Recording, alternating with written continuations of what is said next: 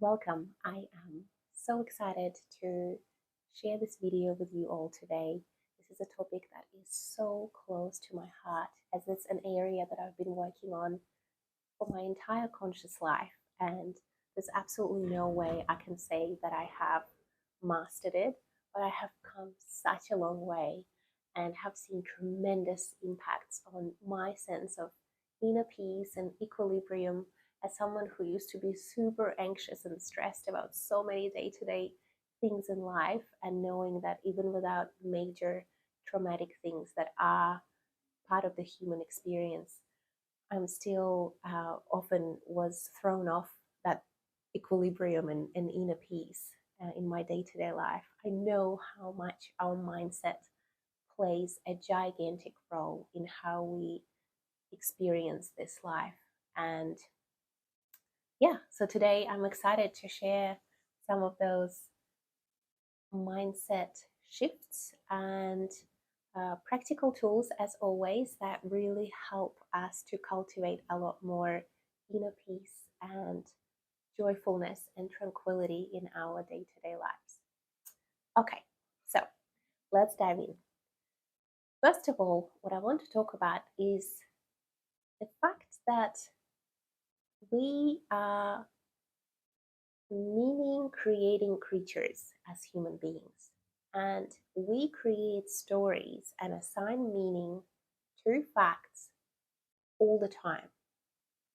And then we think about those stories as the facts themselves. And that often really impacts how we experience this life. Because in general, whatever happens is typically neither good nor bad. But thinking makes it so, right? So the meaning that we assign to that story is what really creates that feeling and experience for us. Let me give you a super simple example. Imagine your boss walked past you in the morning and didn't say hi. Broadly speaking, there's three likely scenarios of the stories that you're likely to assign to this situation. First one is you might not actually assign any story. You might not even make much out of it. Maybe that's a thing that happens all the time. You don't take it personally and it's kind of whatever. You've got lots of other things you're worried about. Scenario two is you might think, gosh, this is really unusual. She must have so much on her plate. Maybe she's really stressed. Let me see if I can go and speak to her at some point today and see if there's something I can help her with. Scenario three is the one that is super common amongst a lot of us, and the one that I personally can relate to and absolutely have engaged in some similar form myself in the past. And that is, oh my goodness, my boss, she doesn't respect me. She doesn't think I'm good at my job. She thinks I'm terrible. And whatever else the dialogue that goes on in your mind with that. You see how a simple fact of boss didn't say hi turns into a story, and a lot of the times it's not the most positive story, and also the one that we don't just think once and let go. We end up really playing it on repeat. What kind of inner peace can we talk about when we have this in our minds? The other thing that's super important around this is what we think is what we become. Or, in other words, where we place our attention is where we direct our energy, right? The more we think about something, the more it influences what we actually do. Using the same example here, how different would my actions, behavior, and general demeanor would be depending on the story that I chose here? If I thought about, oh, my boss must be so busy, let me see how I can help her, I'm probably going to show up very differently with her as opposed to the story of she doesn't respect me and thinks I'm useless. So that cause and effect of the narrative that we create, us believing that that's a fact and not questioning it for a second, because look, the reality is either of these could be true, but depending on what I choose to think about is really going to impact how I'm going to show up, how I'm going to feel, how I'm going to interact, and just think about the whole butterfly effect of everything else that happens. And this brings me to my last point around it, is that we actually can choose how to think about things. Most of the time for us, we're quite unconscious about it. The stimulus happens and then response. That's it. And this is where developing that awareness of how we think and realizing that there's actually a pause, there's this tiny little pause between the stimulus and how we respond that is so empowering. It empowers us to choose how we might want to think about the situation, and as a result, how we might respond to the situation.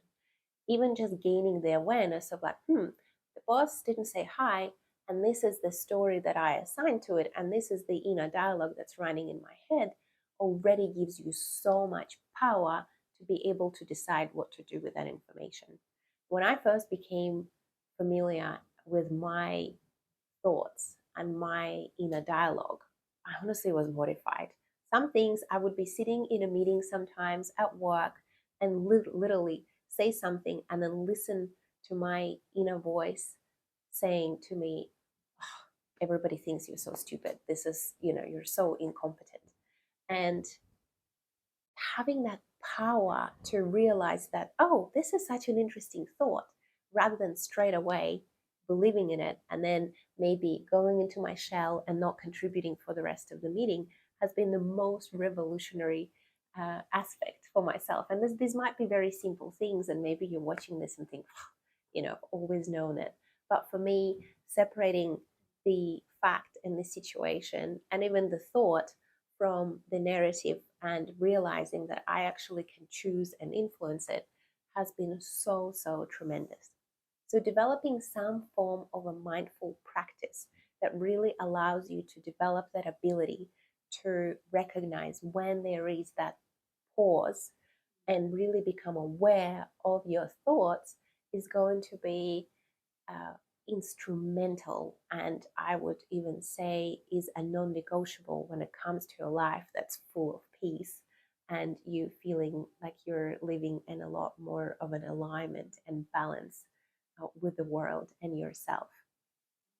A practice that I want to share is a slightly adapted one from Byron Katie's work from The Work, the practice that she has listed. Check it out. It's very, very powerful.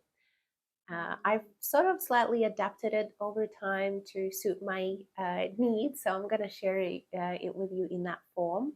But of course, the original is probably always better. So check it out if this is something that catches your interest. But effectively, the practice really helps us to go through these thoughts in quite a structured way and gain that awareness. So imagine something happens, the boss walks past, doesn't say hi, you have the thought of, oh, she doesn't respect me, I'm useless, whatever. The first question you should ask yourself, and it's better if you journal this, but even if you just walk through it in your mind, it's already going to make a difference. Ask yourself, is it true? And quite often, you wouldn't really know. It might be true, but also it might not be. Who knows? But, let's say you say yes. Yeah, I think it's true. So the second question you then ask yourself is, am I absolutely sure that this is true? And this second question, 9 times out of 10, you won't be able to answer yes. This should be a simple yes or no. And absolutely sure, it typically is only possible if, in this scenario, the boss has directly told you, hey, I don't respect you, and I kind of think you're not very good at your job. If that conversation hasn't happened, there's no way for you to absolutely know, because you live in your own world. You don't know what it's like to be your boss. You're not her. So unless there's been this direct interaction, you don't know. But to be honest, whether you answer yes or no to the second question is actually not super important. Um, the next thing that you go into, and just to kind of pause there for a second, the purpose of that is that it really helps you to separate the fact from the story and for you to create that pause. When I talked about that mindfulness that really creates that element for you to choose what you think, this is what it's there for. So, third question here is, how do I feel when I have this thought? So this helps you go a bit deeper. How do I feel in my body? Do I feel a bit of tightness here? I'm just feeling a little bit anxious. Am I kind of closed off to the world? a little bit stressed out, maybe my energy level dropped, not very motivated to do my work, it helps you add more language and more awareness and depth to how you feel as a result of that thought.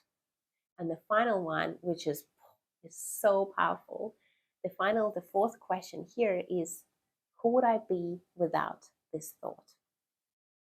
And you need to sit with this one. For a lot of us, we're so used to, we're addicted to our misery in some shape or form. We're used to that feeling of being wronged and kind of almost feeling slight sense of self-righteousness. But even if we don't, we're just used to suffering. We're kind of addicted to it. Sometimes it's hard for us to just let it go and be light and happy, even though that's what presumably most of us strive for.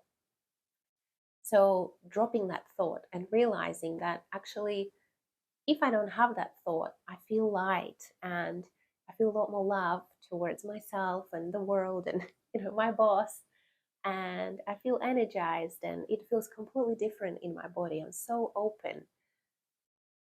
And going through that practice creates that magic, where it creates that shift where you realize, well, I don't have to have that thought. I can choose to have another one. And that's where that power of mindset around creating that inner peace is absolutely transformative. As I said at the beginning of the video, I absolutely have not mastered that by any means, yet I really noticed how, on average, in general, I carry myself so differently in the world after years of doing this work and gaining that awareness and realizing that just so many times we say things without, and of course we say them because we think them, without really being very conscious of them and the impact that they create for how we feel about ourselves, about our world. And a lot of the times we have a lot more power than we give ourselves credit to really create that sense of well-being and warmth and peace within ourselves. And it starts with that awareness and that element of choice. So try this practice. I would absolutely love to hear whether this is something that you've done before or whether you're going to give this a go, whether any of what I said resonated with you. If you're still listening, I am so grateful that you've taken a few minutes out of your day to listen and watch. I am doing this because I feel so called to share some of those key things that have made such a positive and tremendous impact on my personal life, that I really wanted to share them with others who might find it helpful. Thank you so much again for watching, and I'll see you in the next video.